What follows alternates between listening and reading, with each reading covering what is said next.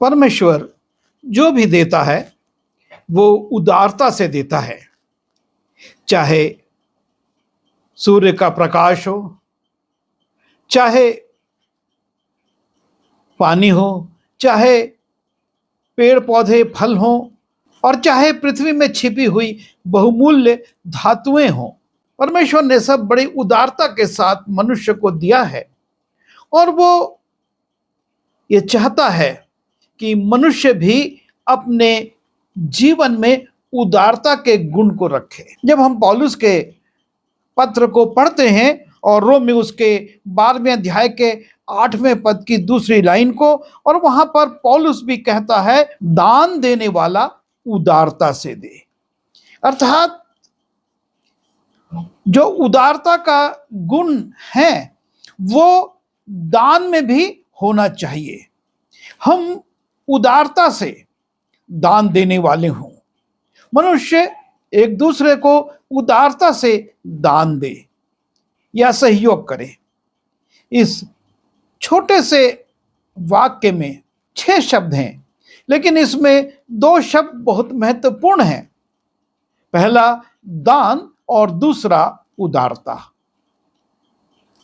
परमेश्वर ये चाहता है कि हमारा दान जो है वो उदारता से हो, और इसलिए पौलुस कुरिन्थ की मंडली को लिखता है, इसलिए हमने तीतुस को समझाया कि जैसा उसने पहले आरंभ किया था वैसा ही तुम्हारे बीच में इस दान के काम को भी पूरा कर ले। तीतुस को वो समझाता है कि दान के काम को भी पूरा कर ले। सो जैसे हर बात में, अर्थात विश्वास, वचन, ज्ञान और सब प्रकार के यत्न में और उस प्रेम में जो हमसे रखते हो, वैसे ही इस दान के काम में भी बढ़ते जाओ। पौलुस कुरिन्थ की मंडली को लिख रहा है और तीतुस के माध्यम से समझा रहा है कि दान के काम में भी बढ़ते जाओ। पौलुस विश्वास, वचन, ज्ञान और प्रेम की श्रेणी में दान को भी रखता है कि दान के विषय में भी हमको बढ़ना है। लूका रचित सुसमाचार उसके 6वें अध्याय के 38वें पद दान की आशीष के विषय में लिखा हुआ है, दिया करो तो तुम्हें भी दिया जाएगा। लोग पूरा नाप दबा दबा कर और हिला हिला कर और उभरता हुआ तुम्हारी गोद में डालेंगे, क्योंकि जिस नाप से तुम नापते हो उसी से तुम्हारे लिए भी नापा जाएगा। यीशु मसीह समझा रहे हैं कि दिया करो तो तुम्हें भी दिया जाएगा। हम मनुष्य हैं और निश्चय हमको आवश्यकताएं पड़ती हैं, लेकिन हम सिर्फ लेते रहें, देना परमेश्वर ऐसा नहीं चाहता। वो चाहता है कि हम देना सीखें। और दूसरा कुरिन्थी उसके 9वें अध्याय के 12वें 13वें पद में लिखा हुआ है, क्योंकि इस सेवा को पूरा करने से न केवल पवित्र लोगों की घटियां पूरी होती हैं, जो दान की सेवा है, और उसको जब हम पूरा करते हैं तो इससे न केवल पवित्र लोगों की घटियां पूरी होती हैं, परंतु लोगों की ओर से परमेश्वर का बहुत धन्यवाद भी होता है, क्योंकि इस सेवा से प्रमाण लेकर परमेश्वर की महिमा प्रकट करते हैं कि तुम मसीह के सुसमाचार को मानकर परमेश्वर की महिमा प्रकट करते हो। हमारा दान जो है वो परमेश्वर को महिमा भी देता है और हमारी आज्ञाकारिता को भी प्रकट करता है कि तुम मसीह के सुसमाचार को मानकर उसके अधीन रहते हो और उनकी और सबकी सहायता करने में उदारता प्रकट करते हो। जब उदारता से दान दिया जाता है तो परमेश्वर की महिमा भी होती है और मसीह की अधीनता में हम रहते हैं, ये प्रकट होता है।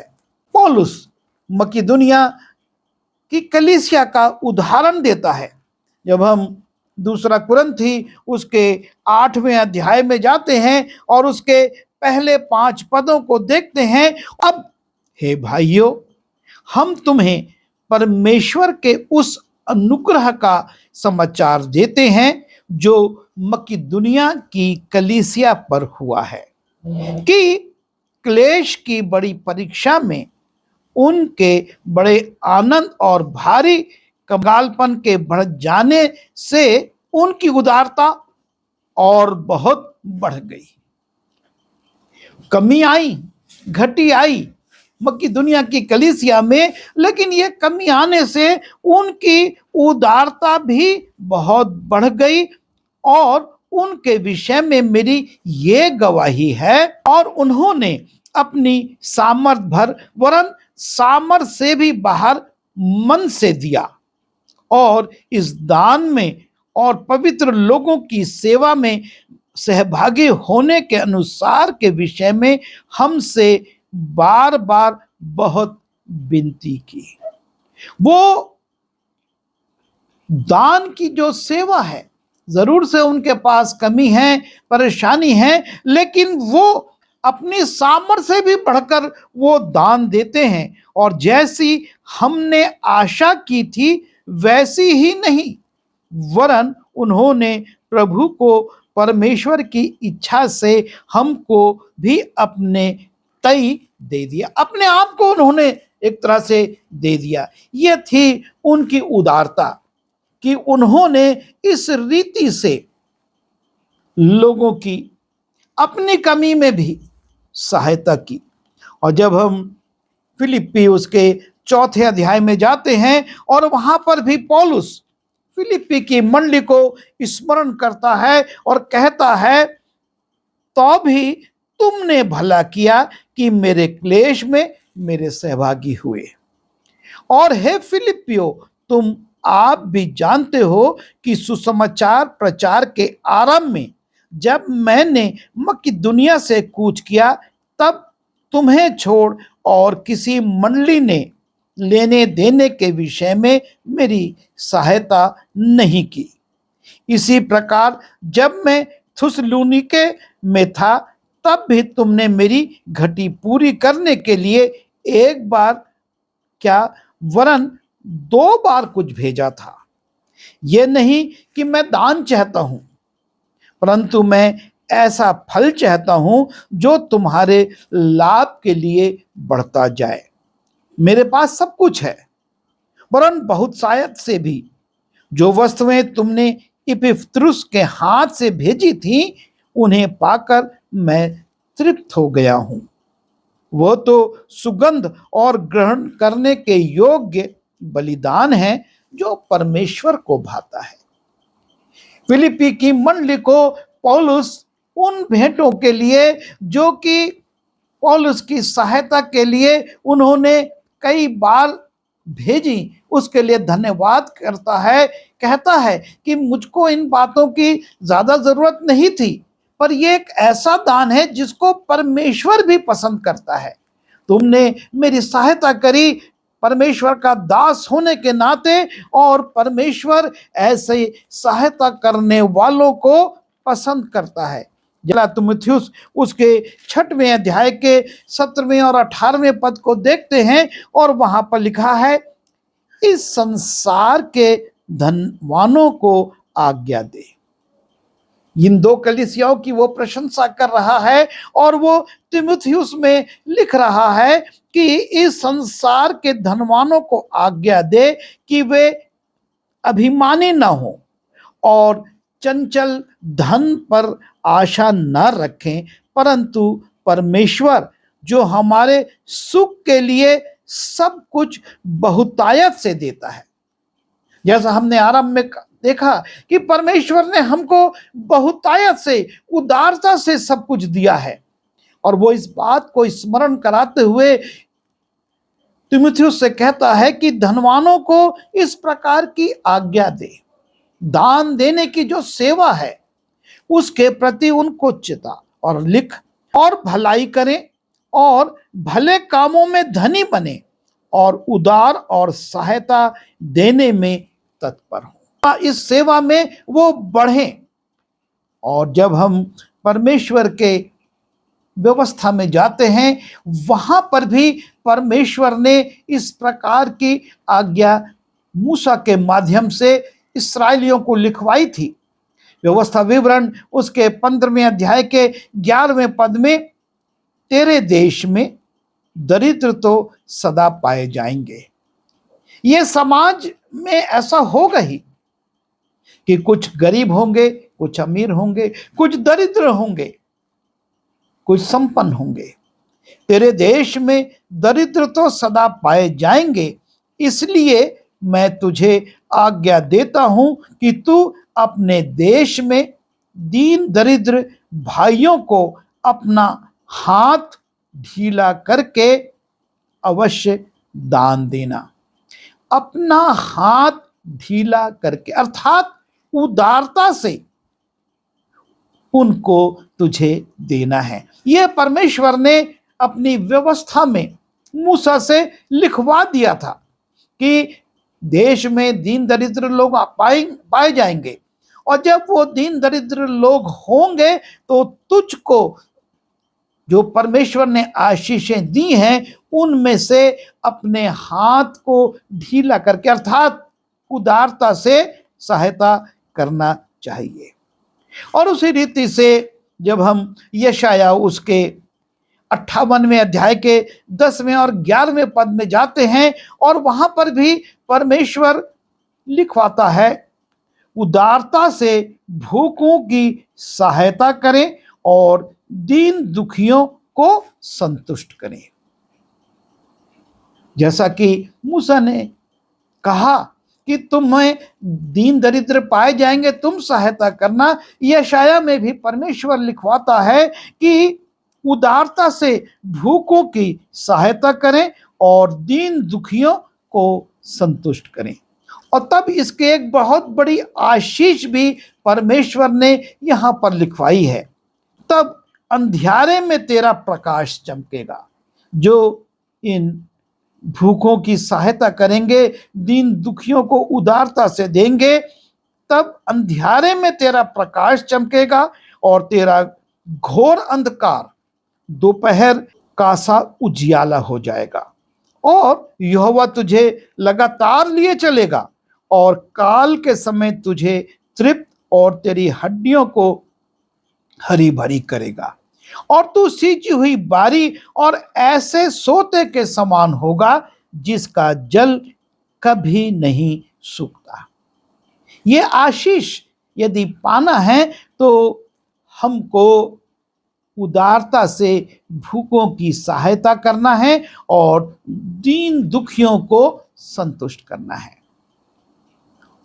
और जब हम नीति वचन उसके 11वें अध्याय के 24वें पद में जाते हैं, वहां पर सुलेमान भी लिखता है, ऐसे हैं जो छितरा देते हैं तो भी उनकी बढ़ती होती है, और ऐसे भी हैं जो यथार्थ से कम देते हैं और इससे उनकी घटती ही होती है।